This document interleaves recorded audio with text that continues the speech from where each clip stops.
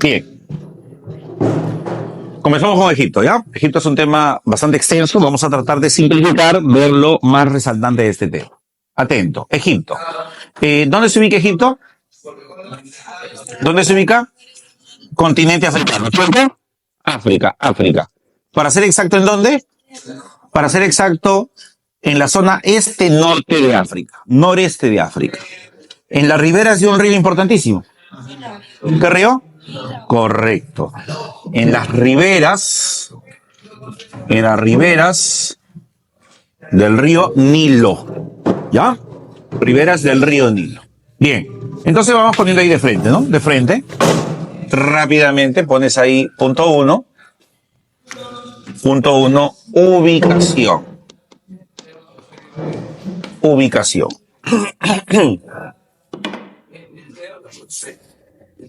Ya, ubicación. ¿Dónde se ubicó?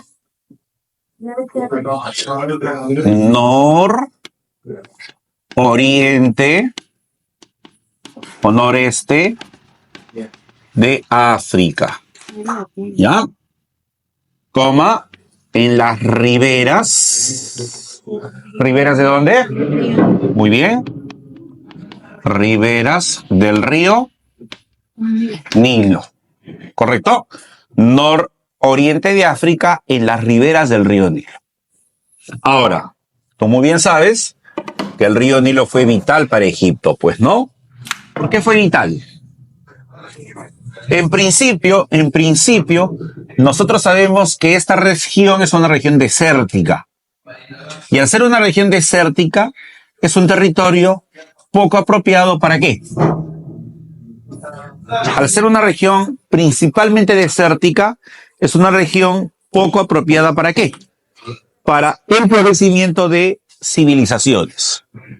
¿Por qué? Porque como tú recordarás, nuestra clase anterior, las primeras civilizaciones para florecer, ¿qué condiciones geográficas tuvieron que tener?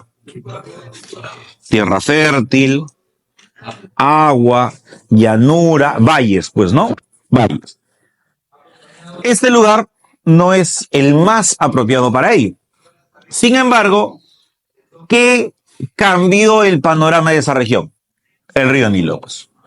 Por eso el río Nilo es vital, es fundamental para que Egipto se haya podido desarrollar, para que Egipto haya florecido. ¿De acuerdo? Y sobre todo por dos condiciones importantes. Primera condición, el caudal del Nilo, que es un caudal que suele incrementarse sobre todo en épocas de lluvia, y en consecuencia, ¿qué pasa con el río?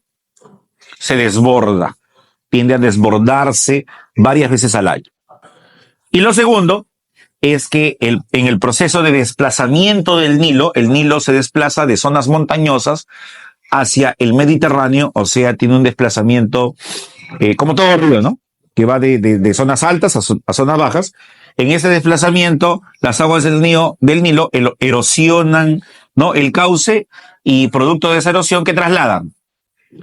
Trasladan pues materiales, sustancias químicas, ¿no? Elementos químicos, sales, fosfatos, etc. Y todo eso acumulado se convierte en una suerte de barro que actúa como ¿qué? ¿Actúa como qué? Como un poderoso fertilizante, como una suerte de abono. ¿Cómo se le llama a ese poderoso fertilizante? Se le denomina el limo. Entonces, cuando el Nilo se desborda, no solo riega, ¿qué también hace? Fertiliza.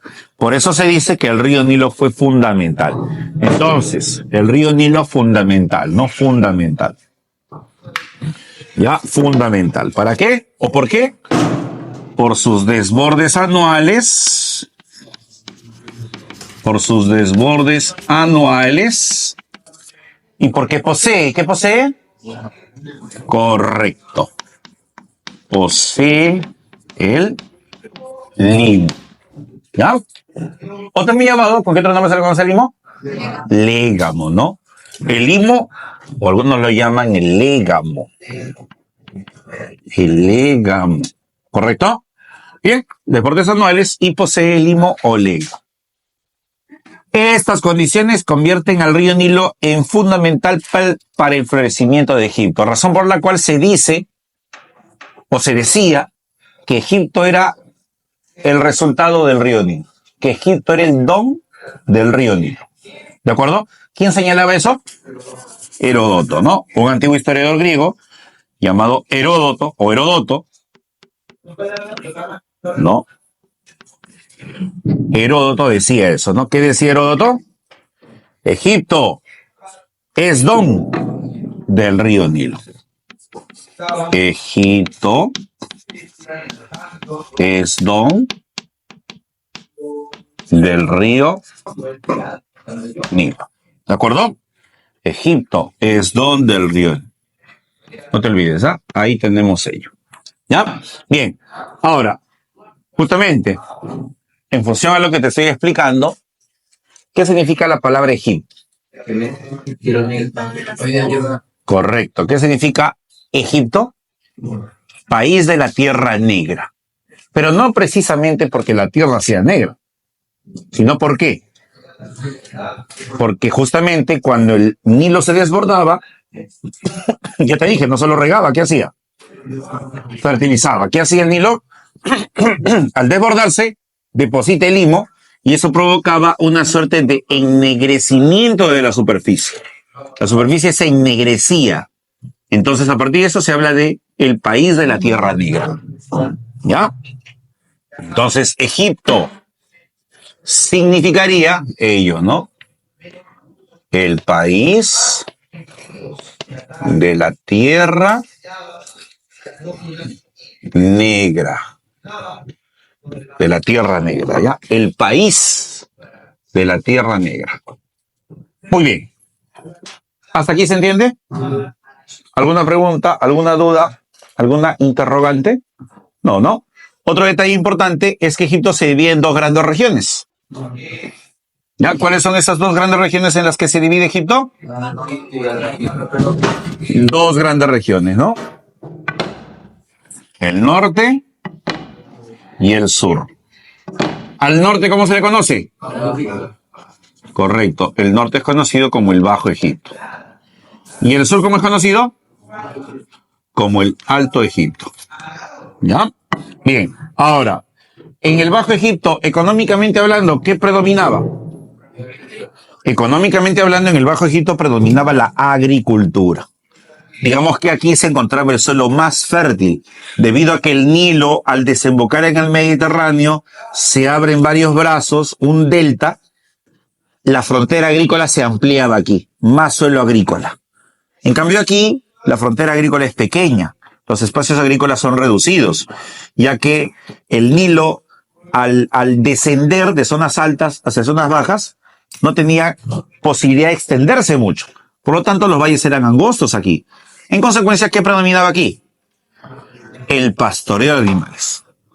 Bajo Egipto, agricultura. Alto Egipto, pastoreo de animales. ¿Ya? Eso hay que tenerlo en cuenta. ¿Se entiende hasta ahí? Fácil también, ¿no? Bien. Ahora, entramos al punto que más nos importa. Punto 2. Ponemos aquí proceso histórico. Proceso histórico. Vamos a conversar rápidamente sobre las etapas de la historia egipcia, del Egipto antiguo. ¿Ya? Proceso histórico, etapas. Etapas. Ya. Eso es lo que tú sabes, ¿ah? Etapas. ¿Cuáles son las etapas del Egipto antiguo? Primera etapa. Predinástico. ¿De acuerdo? Aquí no hay mucha ciencia. El mismo nombre lo dice. Predinástico. Predinástico. Antes de las dinastías faraónicas. Cuando los primeros egipcios, producto de la consolidación de la revolución neolítica y la revolución urbana, se instalan a lo largo y ancho del río. ¿Formando qué? ¿Formando qué? Concéntrate, vuelvo a repetir. En el periodo predinástico, producto de la consolidación de la revolución agrícola y la revolución urbana, los egipcios, los primeros egipcios se instalan a lo largo y ancho del Nilo, formando ¿qué? Pequeñas comunidades. ¿De acuerdo? ¿Cómo se les llamó a esas pequeñas comunidades? Se les llamó nomos. Esos nomos, a su vez, eran conducidos ¿por quiénes? Por los nomarcas. ¿Ya? Algo así, ¿no? Aquí cada uno de estos puntitos representaría un nomo. En realidad había muchísimos más, ¿no? Lo que yo lo estoy haciendo por cuestiones referenciales. Nomos. Ya, nomos. Eso es el periodo predinástico. Ya, entonces ponemos aquí proceso histórico, etapas. 1. El Egipto predinástico. El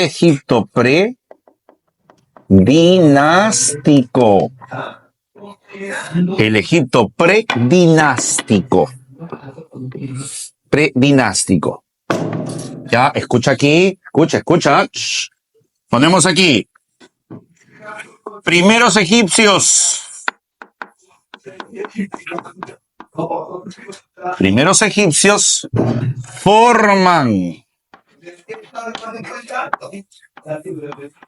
comunidades. Primeros egipcios forman comunidades campesinas. ¿Ya? A esas comunidades campesinas, ¿cómo las llamamos? Correcto. A esas comunidades campesinas las llamamos nomos. Las llamamos nomos. ¿Y quiénes conducen los nomos? Los nomarcas. Nomarcas. Y teníamos básicamente dos tipos de nomos. Los nomos del Bajo Egipto y los nomos del Alto Egipto. Los nomos del Bajo Egipto asociados a la actividad agrícola. Los nomos del Alto Egipto asociados ¿a qué? Al pastoreo, a la ganadería. ¿Se entiende? Primera característica. Segunda característica. Ya en el periodo predinástico, los egipcios dan muestras de lo que será también su grandeza cultural. Porque Egipto no solo es una civilización que tuvo grandeza histórica, ¿qué también tuvo? Grandeza cultural. ¿De acuerdo? ¿Dónde se expresa ello? Grandeza cultural. ¿Dónde se expresa ello? ¿Qué se logra aquí? Aquí se logran las primeras importantes manifestaciones de ese desarrollo cultural. Por ejemplo, se registra en el periodo predinástico el surgimiento ¿de qué? De la escritura. ¿De acuerdo? ¿Qué escritura? La escritura jeroglífica. 1. 2. Se registra evidencia de lo que será la religiosidad egipcia. Cada nomo, ¿por qué se va a caracterizar? Religiosamente hablando? ¿Por qué? Porque cada uno tendrá su propio Dios, su propia divinidad, su propio ídolo. Son muchos nomos, muchos ídolos, muchos dioses. Son decenas, algunos centenares de nomos se registran. Por lo tanto, estamos hablando de centenares de dioses, centenares de divinidades. Justamente, ¿cuál es otra de las características clásicas del Egipto antiguo? Su religiosidad, una sociedad politeísta, muchísimos dioses. Justamente, ¿qué decía Heródoto también?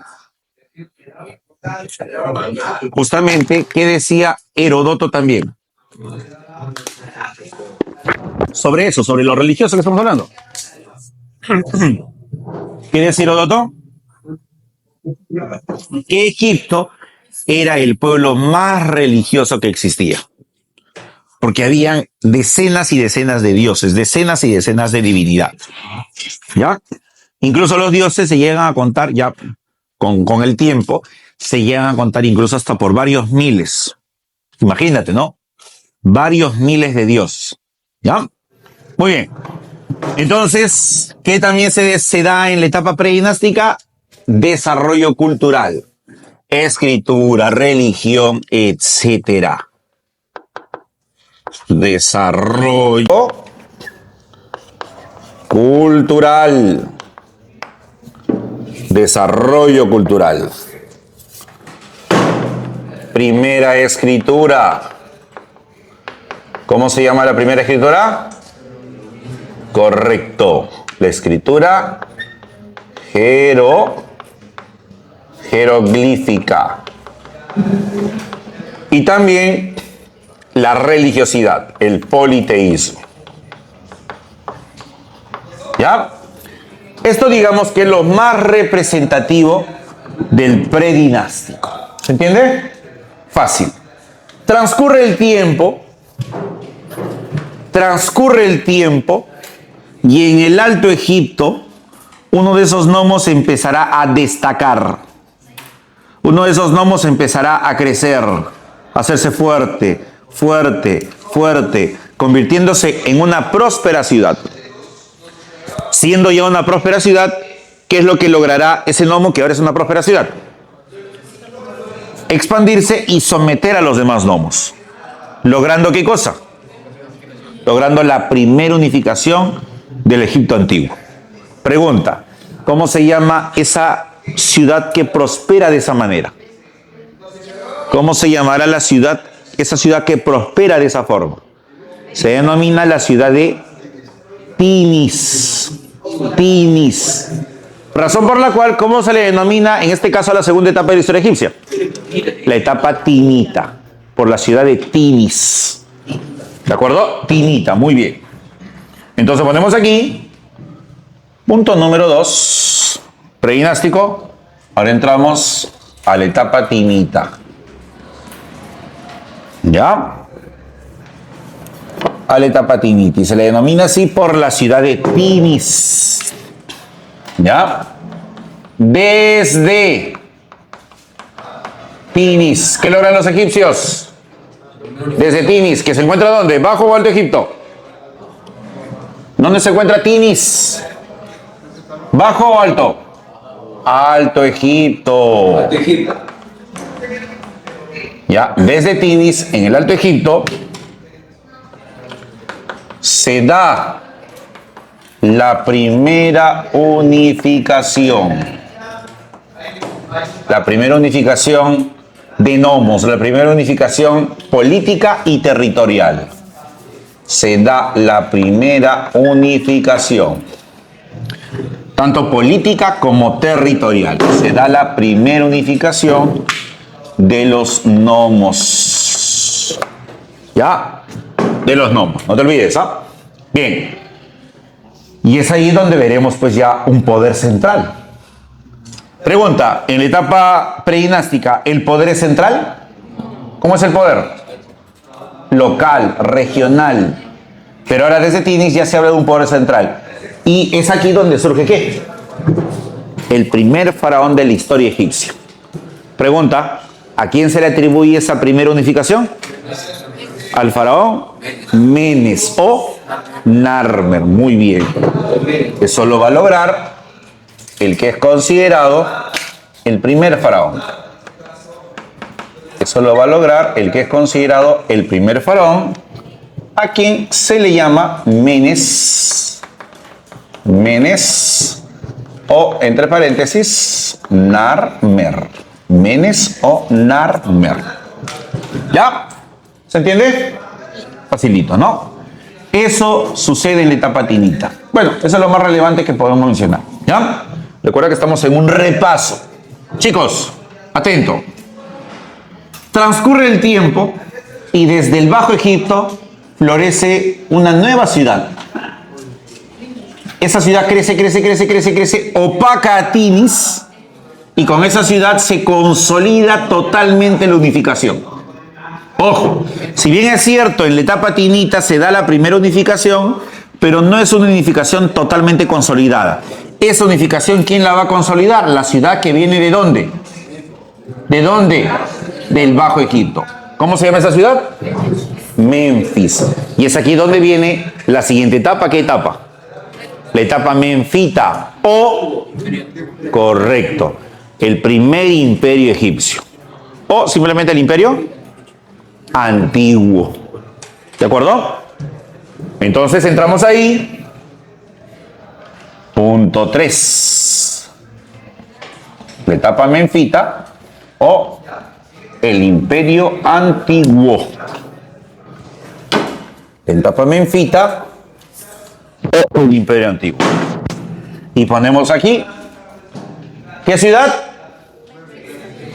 Desde Memphis. Desde Memphis se consolida la unificación. ¿Ya? Desde Memphis se consolida la unificación del Alto y Bajo Egipto. No te olvides. ¿De acuerdo? Siguiente hecho importante. La etapa menfita. Los faraones de la cuarta dinastía van a edificar. ¿Qué van a edificar? Las famosísimas y clásicas pirámides del Gizeh.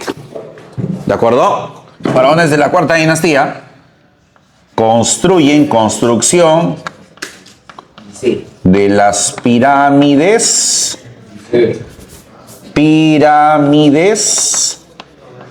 del Gizeh. ¿Ya? ¿Cuáles son los nombres de esas pirámides?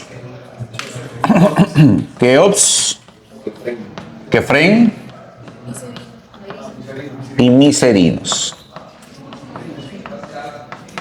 Pregunta, ¿qué función tienen esas construcciones? ¿Qué función tienen? ¿Función militar? ¿Función económica? Chicos, son tumbas, ¿ya? Religioso funerario. Tienen función religiosa funeraria. ¿De acuerdo? Ahora, pregunta, ¿fueron las primeras pirámides? ¿Sí o no? No, ya antes hubieron construcciones de pirámides. Es más, pregunta, ¿cuál es considerada la primera gran pirámide egipcia? La pirámide de Saqqara. Muy bien. ¿De acuerdo? Saqqara. Que manda a ser edificada bajo el faraón Zoser. Y es diseñada por un arquitecto, por una suerte de ingeniero, un hombre con muchos conocimientos que llegó a ser incluso santificado, por decirlo así, en el Antiguo Egipto, ¿no? Por decirlo así, santificado, ¿no? O sea, fue convertido en una suerte de divinidad, ¿no? ¿Quién fue ese personaje? Imhotep. Algunos lo denominan como el primer científico de la historia humana. Imhotep. Vuelvo a repetir, ¿cómo se llamó esa pirámide? Saqqara. Que dicho sea de paso, no era una pirámide. ¿Qué era? Era una mastaba. ¿No? ¿Y qué es una mastaba? Son una suerte de construcciones escalonadas, ¿no? Una suerte de pirámide escalonada, ¿no? ¿Ya? Estas son mastabas. Luego vinieron ya las pirámides prismáticas, ¿no? Que es ya con Keops, Kefren y Miserinos. ¿De acuerdo? Que ya son así, pues, ¿no? Ya son así, ¿no? ¿Se entiende, no? Entonces, las primeras construcciones piramidales en el Antiguo Egipto son así. Se les llama mastabas. Luego viene esto, y recuerda que todos estos tienen una función religiosa funeraria. Son básicamente tumbas. ¿Ya? ¿Se entiende? Fácil. Muy bien. ¿Cómo llega a su fin el Imperio Antiguo? Correcto. Los gnomos ya no querrán tener un poder faraónico que los domine, que los controle. ¿Qué hacen los gnomos? Se independizan. Rebelión de gnomos. Entonces, ¿cómo llega a su fin el Imperio Antiguo? Rebelión de gnomos. Rebelión de gnomos. Muy bien. ¿Ya? Y Egipto vuelve a ser como era en un principio. ¿Cómo? Vuelve a ser como era en un principio. Sin poder faraónico, sin poder central, gnomos divididos, fragmentados, etc. A ese episodio, a ese momento, algunos lo llaman el primer intermedio egipcio. ¿De acuerdo? Una suerte de intermedio regional. Haciendo un símil, ¿no? Es como aquí en la historia prehispánica, luego de que llegaban a su fin los estados panandinos que venían. Vuelvo a repetir, concéntrate en lo que hablo. Es similar a lo que pasaba aquí en la historia del Perú prehispánico, ¿no? ¿Qué pasaba en la historia del Perú prehispánico cuando llegaban a su fin los estados panandinos? ¿Te acuerdas? Chicos, vamos, pongan. ¿Qué pasaba aquí cuando llegaban a su fin los estados panandinos? Claro, venían los intermedios regionales, pues, ¿no? Primer estado panandino, Chavín. ¿Qué pasó luego de la caída de Chavín? Primer desarrollo regional. No, florecieron las regiones, ¿no? ¿Quiénes?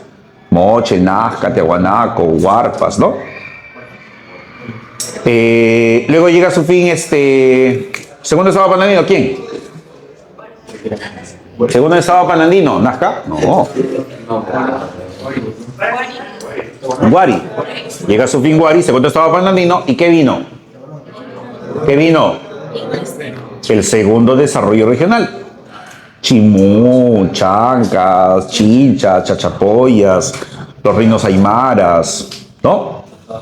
Algo para tener una idea, ¿no? Entonces, vino un intermedio en donde nuevamente los gnomos obtienen su independencia. Y vuelve a suceder lo mismo. Uno de esos gnomos con el tiempo crece y se convierte en ¿qué? En una próspera ciudad que ¿qué es lo que va a hacer con todos los gnomos? Los va a someter, los va a unificar por segunda vez. Pregunta, ¿cómo se llamó esa ciudad que logra eso? Tebas. Y es aquí donde viene, que sería la cuarta etapa, ¿cuál? El imperio tebano o primer imperio tebano o imperio medio. O segundo imperio, ¿no? ¿Ya? Entonces, pones aquí, punto 4. Imperio medio. Imperio medio. Y ponemos, ¿quién va a destacar aquí? Tebas. Desde Tebas. ¿Ya? Desde Tebas. ¿Qué se logra? Se logra la segunda unificación egipcia.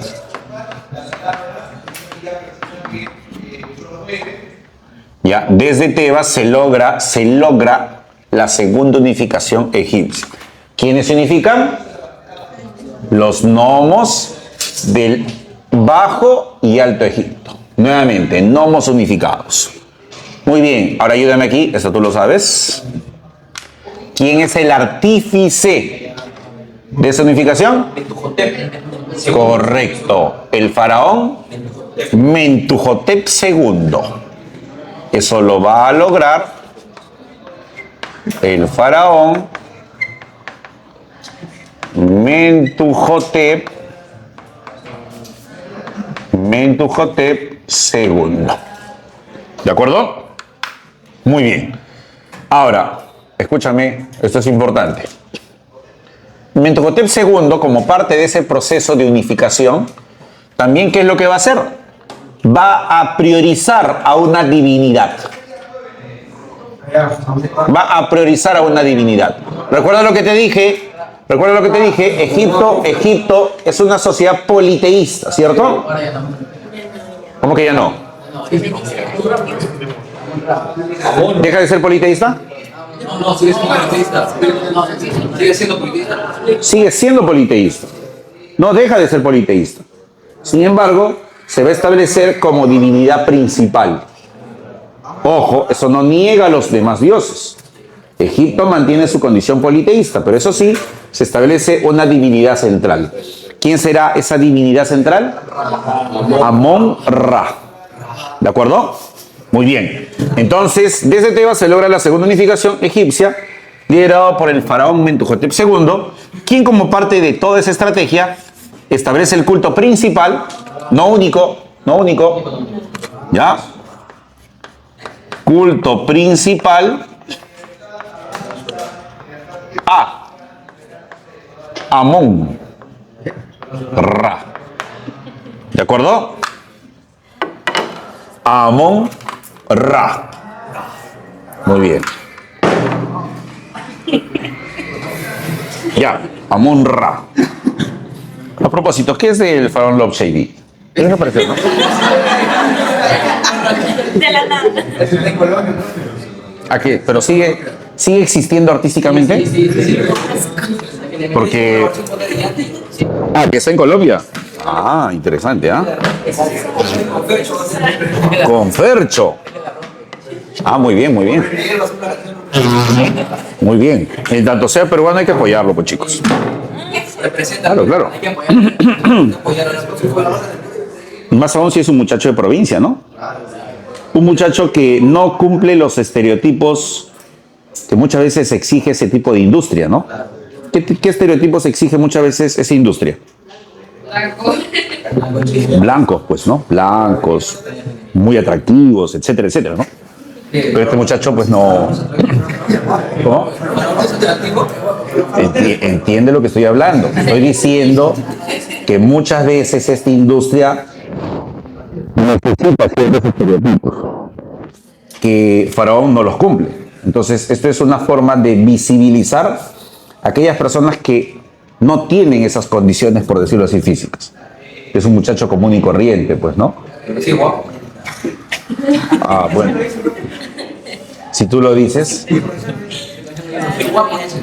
Ah, ya, él dice, ya. Y es un muchacho de provincia, ¿no? No es limeño, ¿no? Entonces, eso ya es algo positivo en darle, pues, posibilidades a chicos que vienen del interior del país, ¿no? Claro, arequipeños, ¿no? Muy bien. Te representa, pues, ¿no? A ti te representa el faraón. Claro, al peruano de a pie. Ya, muy bien, chicos. Ya. Ese es el Imperio Medio. ¿Cómo llega a su fin el Imperio Medio? Correcto. Egipto sufre una invasión externa, un pueblo extranjero, un pueblo con cierto desarrollo militar, en tanto que este pueblo va a introducir masivamente en Egipto un metal. ¿El hierro? No, el bronce. ¿De acuerdo? El bronce. Los egipcios ya conocían el bronce, pero ellos van a introducirlo masivamente, sobre todo para el uso ¿en qué? En la guerra, en las armas. ¿Ya? Muy bien. Entonces, invasión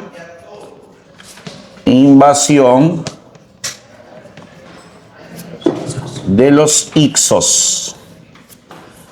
Invasión de los Hicsos. ¿Ya? Atento aquí. Ponemos algunos detalles sobre los Hicsos. Primer detalle, lo que ya te dije, ¿qué introducen? Muy bien. Introducen el bronce. 1.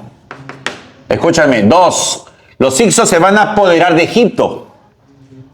Se van a instalar, no solo van a invadir, sino que terminan instalándose en Egipto y es más, terminan gobernando Egipto. Y a esa época en la que los Hicsos van a gobernar Egipto, ¿cómo se le va a llamar? Algunos llaman a esa época como la época de los reyes extranjeros. ¿De acuerdo? O algunos lo llaman la época de los reyes pastores. E inclusive van a instalar su propia capital desde donde van a gobernar Egipto, desplazando a Tebas. ¿Cuál es esa ciudad desde donde van a gobernar los Hicsos? La ciudad de Avaris. Entonces, introducen el bronce desde Avaris. Desde Avaris ejercerán el dominio sobre Egipto. El dominio sobre Egipto. ¿Ya? Y algunos llaman ese periodo como ¿qué? La época de los reyes extranjeros. La época de los reyes extranjeros. No te olvides. Muy bien. Hasta que, ¿quién decide reconquistar Egipto? ¿Quién decide reconquistar Egipto, recuperar Egipto? Tebas. Tebas se lanzará a la reconquista de Egipto, a la recuperación de Egipto. En consecuencia, se tendrá que enfrentar a los hicsos. Tendrán que luchar contra los hicsos por la hegemonía egipcia. Los tebanos se imponen, los hicsos son expulsados. De esa manera, Egipto vuelve ¿a quién? De esa manera, Egipto vuelve ¿a quién? A Tebas. Y de esa forma entramos ¿a qué etapa? Segundo imperio tebano, porque este es el primero. Segundo imperio tebano o imperio nuevo. Muy bien, ¿ya?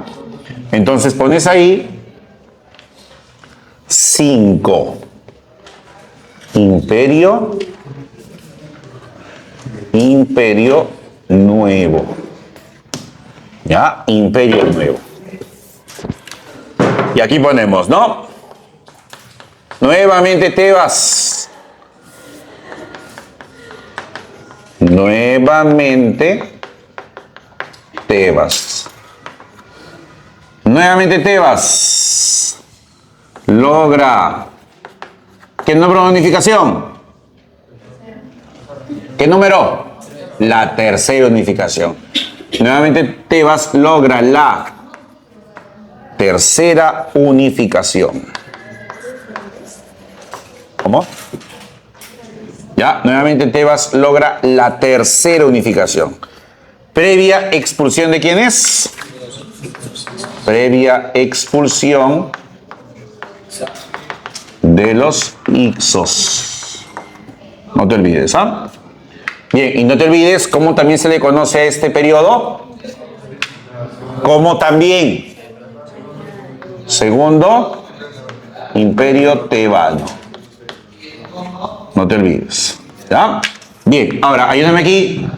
¿A quién se le atribuyó la expulsión de los hicsos y la tercera unificación? Correcto. Eso se le atribuye al faraón Amosis. Esto lo va a lograr el faraón Amosis. Eso lo logra Amosis. Muy bien. Dotados de mejor armamento, dotados de mejor logística militar, heredada ¿de quiénes? De los hicsos. Ojo, los hicsos también se dice que introdujeron los carros de combate, ¿ah? Ya, los carros de combate, no solo de bronce, sino también los carros de combate. Entonces, eso a futuro mejoró la logística militar ¿de quiénes? De los tebanos, de los egipcios.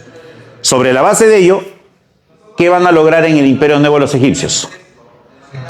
Expansión territorial. ¿De acuerdo? Expansión territorial. Justamente en el Imperio Nuevo se dice que Egipto alcanza su mayor expansión territorial.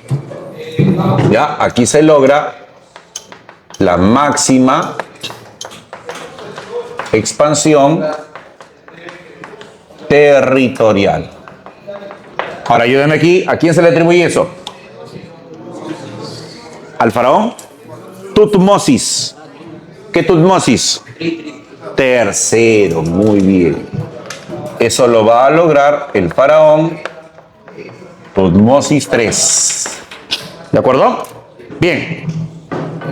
Y de esa manera Egipto, en el Imperio Nuevo, está logrando alcanzar su mejor momento. De esa manera Egipto en el Imperio Nuevo está alcanzando su mayor desarrollo. ¿Correcto? Ahora, tú bien sabes esto, porque ya muchas veces hemos hablado de esto, incluso es la naturaleza propia de las sociedades, es la naturaleza propia de los procesos históricos en general. ¿Qué sucede luego de que una sociedad alcanza su punto más alto? Claro, pero se mantiene por el tiempo ahí, ¿eh? O sea, llega a su punto más alto y está ahí un tiempo. Claro, su apogeo, ¿no? Está ahí un tiempo logrando sus máximas potencialidades y desarrollos. Sin embargo, estando en ese punto, se van generando contradicciones en su interior. Y esas contradicciones derivan ¿en qué?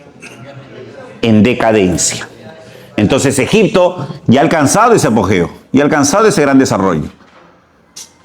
Pero en su interior se empiezan a dar esas situaciones de crisis. Y esa crisis se va a manifestar con el siguiente faraón. ¿Qué faraón? ¿Qué faraón? Amenofis IV. ¿Qué pasó con Amenofis IV?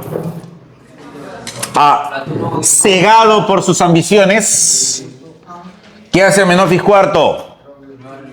Reforma monoteísta.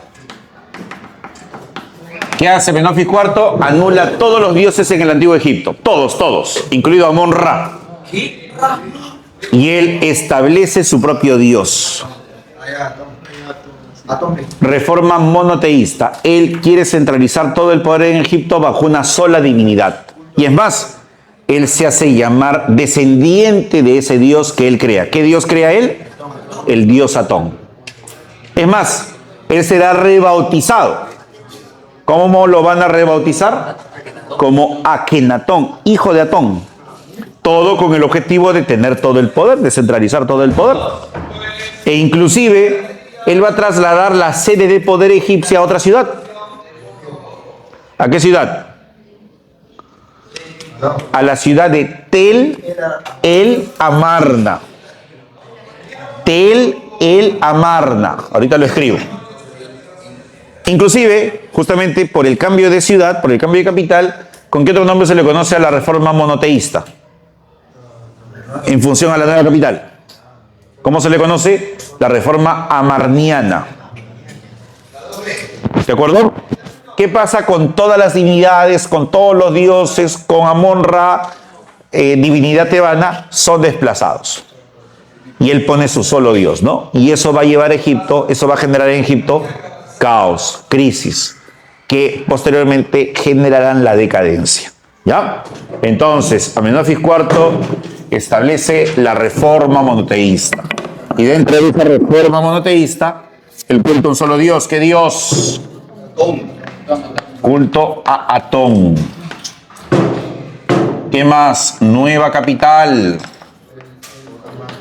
Nueva capital, la ciudad de Tel el Amarna.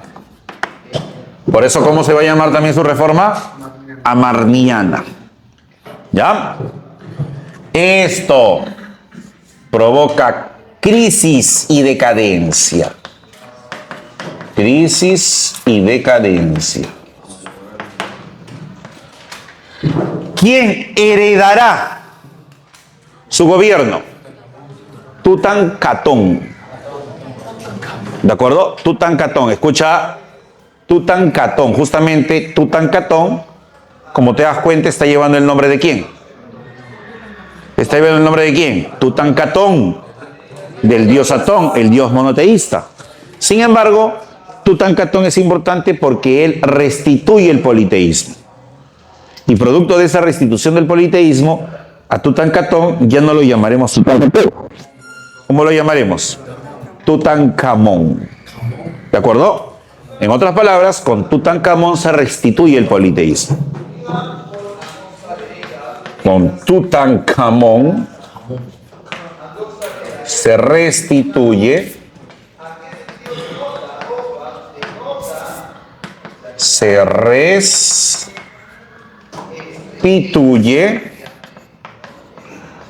el politeísmo. ¿Ya? No te olvides. Y de esa manera se buscará que en Egipto se restablezca el orden, se deje de lado el caos generado por Amenofis IV, por Akenatón. Pero ya la situación de Egipto era crítica, pues, ¿no? Y Egipto está en decadencia, está en crisis. Ojo, importante también recordar que Tutankamón, porque es clave en la historia egipcia. Porque Tutankamón también es importante en la historia egipcia, es importantísimo este faraón. Porque es el único faraón cuya tumba ha sido encontrada totalmente intacta. ¿De acuerdo? Razón por la cual la tumba de Tutankamón es uno de los mayores tesoros de la arqueología egipcia y en general de la arqueología humana. ¿no? Por el estado de conservación, porque no ha sido pues sujeto de ninguna forma de saqueo, ¿no? En estado virginal literalmente se encontró su tumba, ¿no? ¿Quién es el arqueólogo responsable del hallazgo de la tumba de Tutankamón? Howard Carter, ¿no? Howard Carter, un arqueólogo de origen inglés. Ya, no te olvides. Entonces también eso lo ponemos aquí, ¿no? A modo de detalle. Tutankamón, tumba intacta. Tumba intacta. ¿Hallada por quién? Hallada por Howard Carter. Ya, muy bien. Otro faraón importantísimo del Imperio Nuevo, Ramsés II. Ramsés II tratará de hacer que Egipto se recupere su poder económico, su prestigio militar, su desarrollo cultural. Él trata de rescatar a Egipto del caos. ¿Ya? Ese es Ramsés II. No te olvides. Pero lamentablemente para Ramsés II, el escenario en el que él toma el poder no es el más favorable. Uno, porque Egipto está en crisis. Y dos, porque Egipto sufrirá nuevas amenazas. Correcto. ¿Quiénes van a amenazar a Egipto? Aquel pueblo que ya había invadido Mesopotamia. Y luego de invadir Mesopotamia, ahora querrá invadir Egipto. ¿Quiénes? Los hititas. Pueblo conocido por ser los primeros o los pioneros en introducir a nivel de metales, ¿qué cosa? El hierro. ¿Estamos de acuerdo? Y ellos tratan de invadir Egipto. Ramsés II, que estaba tratando de hacer que Egipto se recupere, sale a detenerlos y los logra detener en una batalla. La batalla de Cádiz. Y ahí mismo se firma lo que se considera como el primer pacto de paz de la historia humana. El primer tratado de paz de la historia humana. ¿Cómo se llama eso? La paz de Cádiz o Cádiz. ¿Ya? Entonces pones ahí, Ramsés II enfrenta a los hititas.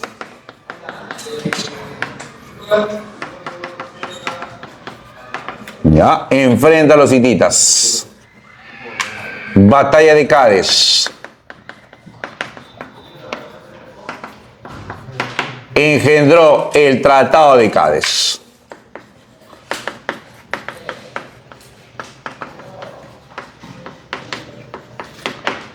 No te olvides que también se da durante el gobierno de Ramsés II. Como Egipto está debilitándose, ¿no? Por toda la situación que te estoy mencionando, Egipto está debilitándose. Entonces, ¿quiénes van a aprovechar para huir? Para escapar de la esclavitud. ¿Quiénes? Los hebreos. Los hebreos. ¿Cómo se le llama eso? Bíblicamente, eso se le conoce como el éxodo hebreo. ¿No? ¿Liderado por quién? Por Moisés, ¿no? Aquí se da el éxodo hebreo. El éxodo hebreo. Claro. Y ¿no? Se cuentan estas historias bíblicas, ¿no? De que él, pues, en esa huida, ¿no? Se dan una suerte de milagros, ¿no? Uno de esos milagros es que a través de Moisés, Dios, para que su pueblo cruce, abre las aguas del mar, ¿no? ¿Ya? ¿Es verdad eso, profesor, o no es verdad? ¿Fue cierto eso o no? ¿Qué crees tú? No, ¿cómo han escapado? ¿Fue cierto o no fue cierto? ¿Cómo escaparon? Yo le creo a Dios. No me imagino en botes. ¿Qué crees tú? Bueno, objetivamente, racionalmente hablando, eso es imposible, pues, ¿no? Eso es imposible. Profe, pero entonces, ¿cómo lograron atravesar el mar Rojo o parte del Mar Rojo? Bueno, hay varias explicaciones sobre esto, ¿no? Una de las explicaciones es que justamente los egipcios en su huida no llevaban, pues, no, iban con carga ligera. Ya, iban con carga ligera. esa carga ligera que ellos tenían les permitió sin mayores problemas cruzar parte del Mar Rojo, algunos puntos del Mar Rojo. Los egipcios que iban detrás con carros de guerra no pudieron cruzar, quedaron atorados en esos puntos del mar Mediterráneo. Y algunos pues no solo quedaron atorados, sino se ahogaron, no pudieron atravesar y perseguir a los hebreos. En cambio los hebreos sí lograron salir, obviamente con algunas víctimas, pero lograron superar eso. Nadando, por eso le decía, ¿no? Carga ligera, en cambio los egipcios no tenían eso, pues, ¿no? Venían a caballo, con carretas, ¿no? Con su logística propia militar propia de la persecución. Y eso les impidió atravesar parte del mar Rojo, ¿no? Ya. Hay que tener en cuenta que muchas de esas historias son historias pues magnificadas por la religión judía, ¿no? Por la religión hebrea. Y luego pues difundidas por la cristiandad, ¿no? Objetivamente no, pues no es posible eso. ¿Ya? Esta es la explicación que algunos especialistas dan sobre este tema, ¿no? Sobre esta materia. ¿Ya? Y de la misma forma, pues también el tema de Moisés y los mandamientos, ¿no? Las tablas de la ley de Dios proporcionadas, pues, por Jehová, ¿no? Por Yahvé. Entonces, aquí se entremezcla, pues, lo histórico con lo ficticio, con lo mítico, ¿no? Y no es la primera sociedad cuyas historias experimentan ese tipo de alteraciones. Pero si queremos verlo desde el punto de vista objetivo, eso no es posible, pues. ¿Ya? Entonces tener en cuenta eso, ¿no? ¿Ya? Ya, luego hablamos de eso, ¿ya? Ya, para terminar. Ramsés II. Egipto está en crisis, decadencia, débil. Egipto será invadida finalmente. ¿Quién invade Egipto? ¿Quiénes invaden Egipto? Los asirios. Pueblo asirio de Mesopotamia, que luego de vencer a ¿quiénes? A los hititas y casitas y expulsarlos, pasa a dominar toda Mesopotamia. Acuérdate tú, ahorita vamos a ver eso. Pasa a dominar toda Mesopotamia, recuerden esto. Y luego de eso se expanden sobre Egipto. ¿Ya? Entonces, finalmente, ¿invasión de quién? Invasión asiria. No te olvides, ¿ah? Invasión a Siria. Los asirios liderados por quién? Los asirios liderados por quién? ¿Quién lideraba al pueblo asirio? ¿Quién lo lideraba? Los lideraba un personaje llamado Asurbanipal. Ya, no te olvides. Escúchame, esto voy a mencionarlo básicamente. Los asirios entonces pasan a dominar Egipto. Sin embargo, más adelante los asirios caen. El imperio asirio cayó. Y al caer el imperio asirio, Egipto se libera, por decirlo así. Y entonces aquí hay una época de renacimiento egipcio. Renacimiento egipcio. Sin embargo, en ese renacimiento egipcio, Egipto ya no va a tener una historia destacadísima como lo fue teniendo en el pasado, como lo tuvo en el pasado. Porque ya estamos presenciando ya la recta de decadencia egipcia, ¿no? Una decadencia que se fue prolongando. Y más bien Egipto, todo lo contrario, ¿qué va a sufrir? Nuevas invasiones. Luego los asirios, más adelante, ¿quién invadirá Egipto? ¿Quiénes? Los persas. ¿Luego quiénes? Macedonios. ¿Luego quiénes? Romanos. Ya, entonces eso lo ponemos aquí. Posteriormente, Egipto sufre otras invasiones. Posteriormente, Egipto sufre otras invasiones. Y ahí tenemos a quiénes. Ahí tenemos a los persas. Tenemos a los macedonios Y finalmente, ¿a quién? A los romanos. ¿Ya? Atento. Los persas invaden Egipto, ¿liderado por quién? Cambises. ¿Hijo de quién? Hijo de Ciro el Grande. Macedonios invaden Egipto, ¿liderados por quién? Alejandro Magno. Romanos invaden Egipto, ¿liderado por quién? Octavio. Luego de vencer a la alianza que había formado ¿quién? Marco Antonio con Cleopatra VII.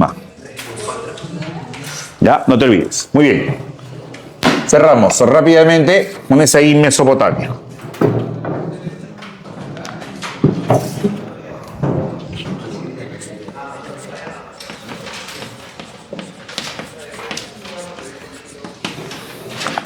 Nos queda poco tiempo, ¿ya? Vamos a resumir Mesopotamia, ¿ya?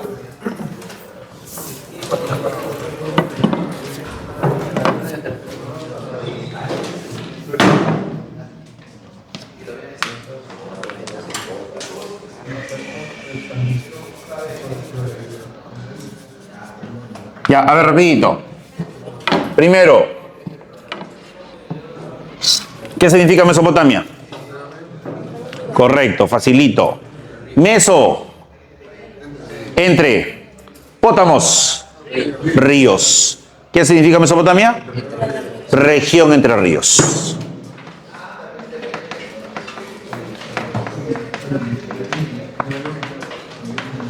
Región entre ríos. ¿Y por qué, profesor? Porque Mesopotamia se ubicó entre dos ríos. ¿Qué ríos? El río Tigris y el río Éufrates. ¿De acuerdo? Ahí se ubica Mesopotamia, entre los ríos Tigris y Éufrates. ¿Ya? Continente asiático, Asia Menor. Específicamente, ¿qué región de Asia Menor? La región del Medio y Cercano Oriente. Medio y Cercano Oriente. Entre el río Tigris y Éufrates. Ojo. Lugar clave en donde por primera vez en la historia, ¿qué floreció? ¿Qué floreció? ¿Qué se dio ahí por primera vez en la historia? La revolución agrícola.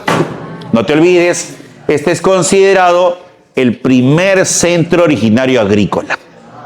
¿De acuerdo? Primer centro originario agrícola.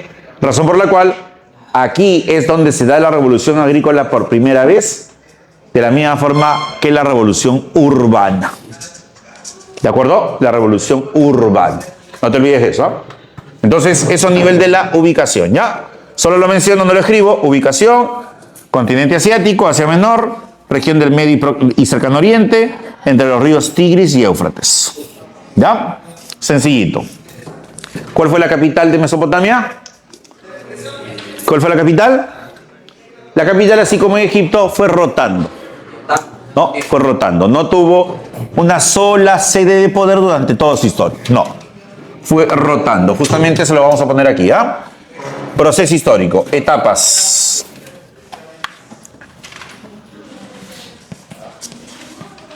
Antes de eso, ¿ah? Antes de eso, esto es importante. Importancia. ¿Por qué es importante Mesopotamia? Correcto, Mesopotamia es importante porque es considerada ¿qué? Es considerada la base de la cultura humana. ¿De acuerdo? Es la cuna de la civilización humana. ¿Ya? Importancia. Cuna de la civilización humana. Ya, la cuna de la civilización humana. ¿Qué quiere decir eso? Que en Mesopotamia se desarrolló el conocimiento base para todas las civilizaciones. Pregunta, ¿qué conocimiento es básico para casi todas las civilizaciones de la historia? ¿Qué conocimiento es básico para casi todas las civilizaciones de la historia?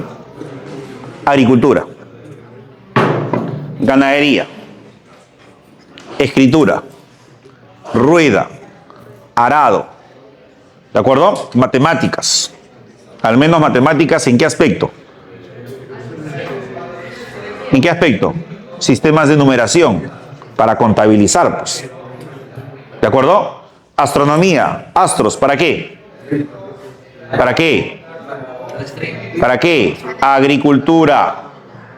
La observación de astros permite más o menos predecir el clima, las estaciones, y en consecuencia yo saber qué épocas son propicias para qué.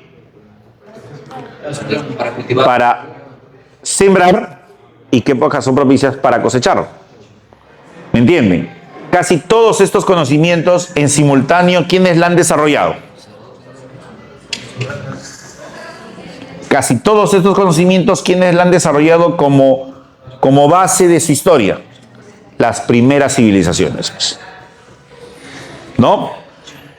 Si tú ves las primeras grandes manifestaciones económico-culturales de Mesopotamia, se parecen mucho a las primeras grandes manifestaciones económico-culturales de China, o de la India, o de los Andes centrales. Nunca tuvieron contacto. ¿Mesopotamia se contactó con los Andes centrales? Mesopotamia se contactó con el hombre de Chivateros, el hombre de Huacaprieta, Caral. No. Pero hay muchos elementos en común porque todo eso es propio de la naturaleza de las primeras civilizaciones. ¿Me entienden la idea? ¿Da? Muy bien. Entonces por eso, pero Mesopotamia es la pionera en ese aspecto. Por eso cuna de la civilización humana. ¿Ya? Muy bien. Ahora rápidamente aquí tenemos muy pocos minutos. ¿A qué hora acaba nuestro horario? Ya, tenemos... No.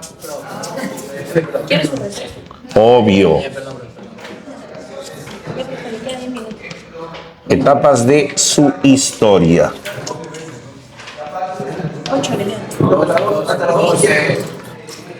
Sí.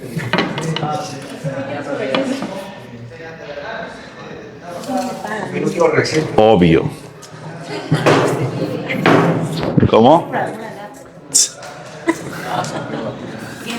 Eso ya no existe ya. Hace mucho que dejé de creer en eso. ¿Cómo? No, tampoco.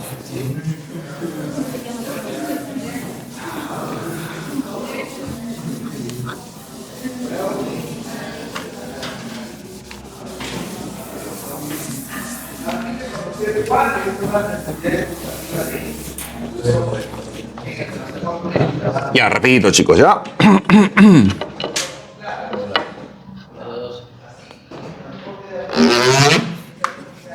Ya. Etapas de esa historia. 5 etapas. Rapidito, ¿ya? Primera etapa. Muy bien. La etapa sumeria. ¿Ya? Se le llama así, se le llama etapa sumeria, debido a que los primeros mesopotamios, ¿dónde se ubicaron? Fácil, se ubicaron en la región de Sumer, que básicamente es parte de la Baja Mesopotamia. Ojo, así como Egipto se dividía en Bajo Egipto y Alto Egipto, Mesopotamia se divide en ¿qué? Alta Mesopotamia, Baja Mesopotamia. Pregunta, ¿con qué otro nombre se le conocía a la Alta Mesopotamia?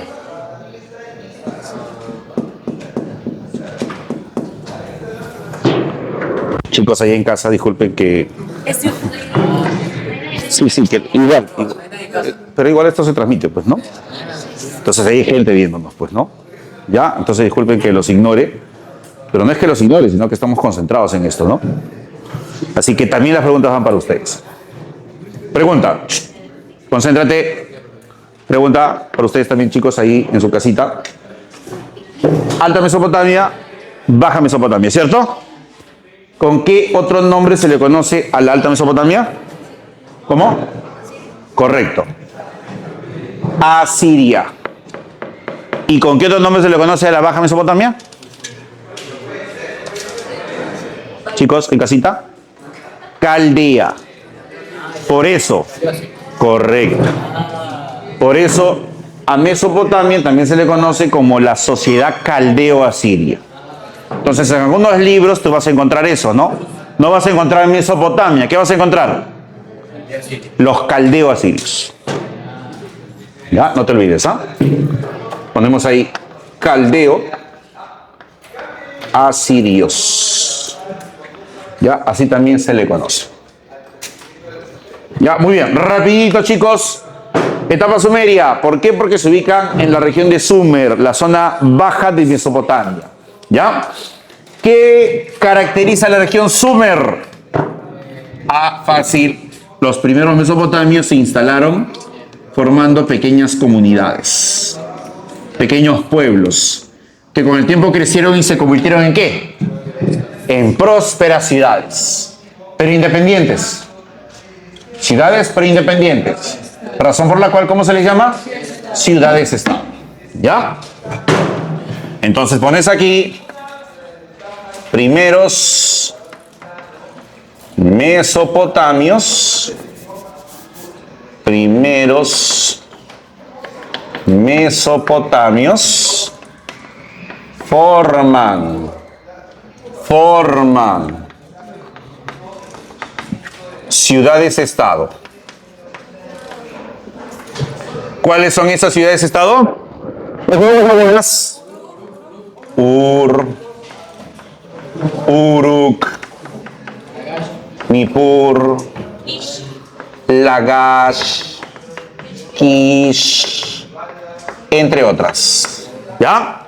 Escúchame, ¿quién va a administrar cada una de esas ciudades-estado? ¿Quién las administra? Sacerdotes. Y al ser administradas por sacerdotes, ¿qué tipo de ciudades-estado son? Teocráticas. Pregunta, ¿con qué otro nombre se le conoce a esos sacerdotes? Escucha, ¿con qué otro nombre se le conoce a esos sacerdotes? Ensi Patesi. ¿Ah? No te olvides, ¿ah? Primero Mesopotamia forman ciudades-estado. Ur, Uruk, Nippur, Lagash, Kish, etc.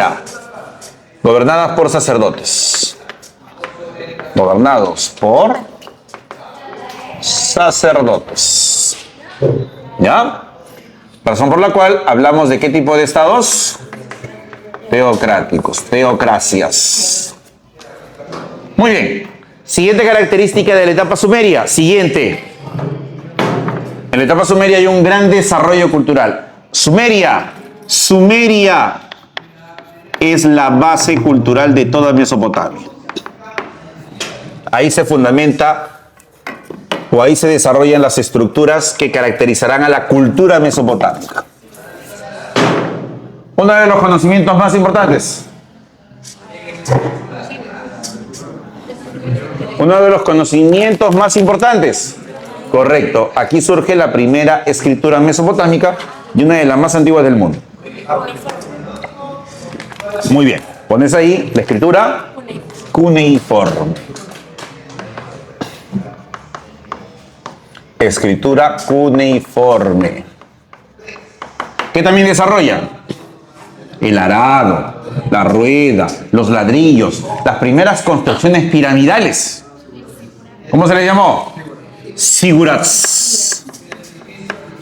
Pregunta de admisión. ¿Qué función tenían los sigurats? Pregunta de admisión. ¿Eh? ¿Qué función tenían los sigurats? ¿Para qué servían? ¿Qué se hacía en el sigurat? Tenía varias funciones. Centro administrativo. Centro de observación de astros. Almacenamiento de excedentes productivos. ¿De acuerdo? Obviamente desde ahí, ¿quién estaba? El Ensi Patesi. Ya, no te olvides, ¿ah? Muy bien. Y más aspectos, ¿no? ¿Qué más se desarrollan? Las matemáticas, la astronomía. Acuérdate tú, a nivel astronómico desarrollaron un calendario. ¿Qué calendario? Lunar. ¿De acuerdo? A nivel matemático, ¿qué desarrollaron? Aritmética, sistema de numeración. La numeración decimal, duodecimal, sexagesimal. También, no te olvides, logran observar los planetas más próximos a la Tierra. Marte, Mercurio, Júpiter, Venus, Saturno. Logran pronosticar eclipses. ¿Ya? Entonces, un gran desarrollo, ¿ya? ¿Cómo llega a su fin la etapa sumeria? Aquí están los sumerios, ¿no? Ya te lo dije. ¿Cómo llega a su fin? Ah, desde el norte. Desde la región de Akkad. Invaden a los sumerios. Y de esa manera, ¿qué se va a lograr? ¿Qué se va a lograr? ¿Qué se va a lograr?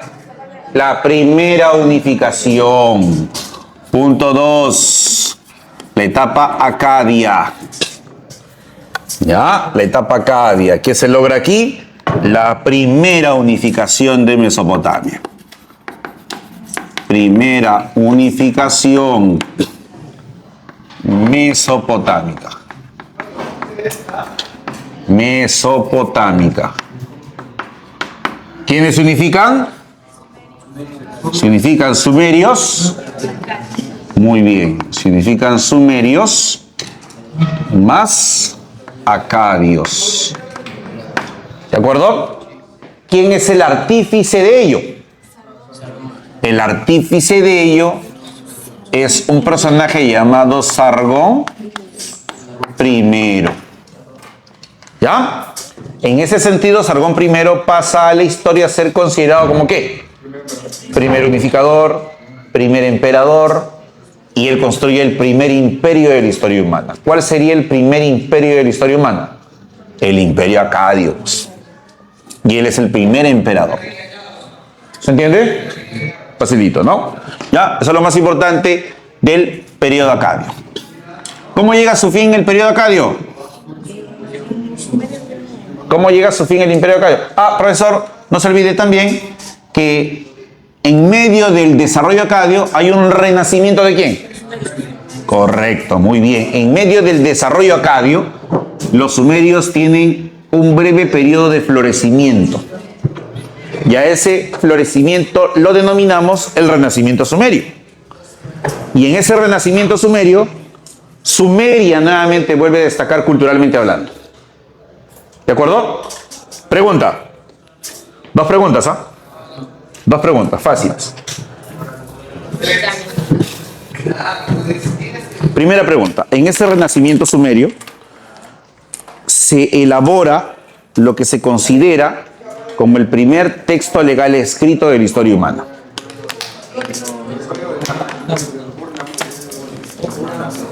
Chicos, ahí en casita también, desde donde nos escuchan, desde donde nos ven, en el horario en el que estén. Correcto. El código de leyes de Ur-Nammu. Te dije dos. Y segunda pregunta, en ese renacimiento sumerio se elabora lo que se considera como la primera gran obra literaria de la historia humana. La epopeya de Gilgamesh. Muy bien. No lo voy a poner, te lo estoy mencionando, ya sabes, eso se da en el renacimiento sumerio. Finalmente, ¿cómo llega a su fin todo esto? ¿Invasión de quiénes? De los gutis. Y luego los gutis serán desplazados ¿por quiénes? Por los amorritas, que no son más que los babilonios. Entonces aquí viene la etapa babilónica. Entonces ponemos aquí fin. Invasión de los gutis. Coma. Luego amorritas. Y los amorritas dan origen ¿a qué? A la tercera etapa. ¿Qué etapa? Correcto, la etapa babilónica. Ya, la etapa babilónica. Muy bien. ¿Qué caracteriza la etapa babilónica? ¿Qué caracteriza la etapa babilónica? Segunda unificación. ¿Quién es el artífice de ello? Hammurabi. ¿Cómo logra Hammurabi unificar a Mesopotamia? A través de la imposición de un código de leyes. Las leyes de Hammurabi, el código de Hammurabi. ¿Ya? Entonces aquí se da la segunda unificación. Pero antes de eso, ¿quiénes se unifican? ¿Quiénes se unifican? Babilonios, acadios, sumerios. Babilonios, acadios y sumerios. Ellos se unifican. ¿Y el artífice de ello quién es? Hammurabi. ¿A través de qué? De un código de leyes. Un código de leyes. Leyes severas, dicho sea de paso, ¿ah? Leyes draconianas, severas, que incluso están inspiradas en el talión, ¿no? ¿De acuerdo? En el talión. Inspiradas en el talión. No te olvides, ¿ya? Esa es la etapa babilónica. ¿Cómo llega a sufrir la etapa babilónica? ¿Cómo llega a sufrir la etapa babilónica? Una nueva invasión sufre Mesopotamia. ¿Quién es? Correcto. El pueblo que introduce el hierro. ¿Quién es? Hititas. Pueblo que introduce los caballos. Casitas. Fin. Invasión. Hitita y casita.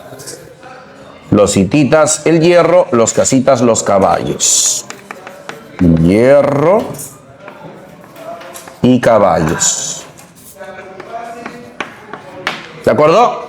Sin embargo, escúchame, con el tiempo un pueblo mesopotámico logró asimilar estos conocimientos, perfeccionarlos, pulirlos, hacerlos mejor que ellos y votarlos.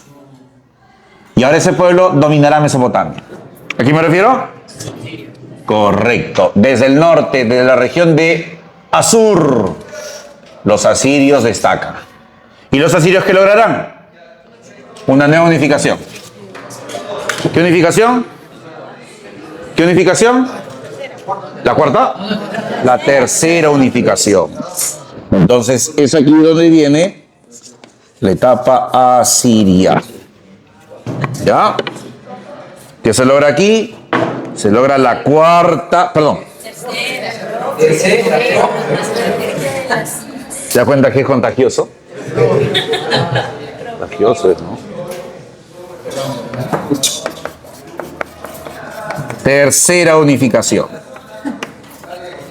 Ya, no te olvides. Pero lo más importante, ¿qué es en la etapa siria? La máxima expansión territorial. Máxima expansión territorial. ¿Correcto? ¿Y a quién se le atribuye eso? ¿A quién? A Surbanipal. Inclusive lo que te dije hace un momento, por eso te dije, estas historias se relacionan. Dentro de esa máxima expansión territorial con Asurbanipal, ¿a quiénes lograron invadir? A Egipto. ¿De acuerdo? Por eso, ¿qué etapa de Egipto llega a su fin con la invasión asiria? ¿Qué etapa de Egipto llega a su fin, salud, con la invasión asiria? ¿Qué imperio? ¿El imperio? Nuevo, correcto, ¿no? Ahí está. Aquí está. ¿Ya? Muy bien. Asurbanipal, máxima expansión territorial. ¿Cómo llega a su fin la etapa siria? ¿Cómo llega a su fin la etapa siria? Ah, chicos, Babilonia quiere recuperar la grandeza que tuvo en el pasado. Pero Babilonia solita no podrá, ya que la etapa siria tiene un gran desarrollo militar. Así que Babilonia buscará una aliada. ¿Quién se va a aliar a Babilonia? Los medos. Un pueblo extranjero, un pueblo que se desarrolla más o menos en la meseta iraní, por aquí. ¿De acuerdo? Así que, fin, ¿cómo llega a su fin la etapa siria? Alianza. ¿Entre quién? Alianza entre babilonios y medos. ¿De acuerdo? ¿Quién lideraba a los babilonios? ¿Quién era el líder babilónico? ¿Cómo se llamaba? Nabopolassar. ¿Quién era el líder de los medos? El líder de los medos se llamaba Ciaxares. Ellos dos se van a aliar para sabotear ¿a quién? A los asirios. Y de esa manera vendrá la última etapa, ¿no? ¿Qué etapa? Correcto, la etapa neobabilónica. O algunos lo llaman simplemente el segundo imperio babilónico. Neobabilónica o segundo imperio babilónico. ¿Ya? ¿Qué es de aquí? Cuarta unificación. Ahora sí. Y también, lo más importante, ¿qué es de la etapa neobabilónica? Aquí se logra el apogeo cultural mesopotámico. ¿Quién será el artífice de ese apogeo cultural? El artífice es Nabucodonosor II. ¿Cuál es la obra más emblemática de ese apogeo? ¿Cuál es?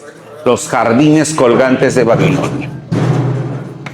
Los jardines colgantes. ¿De acuerdo? Y de esa manera, chicos, vemos el desarrollo de poco más de 3.000 años de historia mesopotámica. ¿Ya? Finalmente, todo esto llega a su fin. Correcto. ¿Quiénes se apoderan de todos estos territorios finalmente? Muy bien. Invasión persa. ¿Ya? Y los persas, liderados por quién? ¿Los persas liderados por quién? Los persas liderados por Ciro. Ciro el Grande. ¿Ya? Ciro el Grande, no te olvides. ¿Ya, chicos? Muy bien. Hemos tratado de acabar a la hora. Hemos corrido esta última parte. Para terminar, porque si no, eso de la próxima seguimos, no. La idea es terminar todos los temas. Así sea pisando el acelerador. ¿Ya? Bien. Ahora, escúchame. Ya sabes, la indicación de siempre. Esto no queda aquí. Repásalo. Vuelve a estudiar. Si es necesario, crea tus mnemotecnias para que te memorices la información, porque es necesario memorizar mucha de esta información para lo que nosotros queremos, ¿no? Que es postular. ¿Ya? Bien, aquí nos quedamos. ¿Ya? Y ahí en casa, chicos, muchas gracias por su atención. ¿Ya? Nos vemos en otra oportunidad.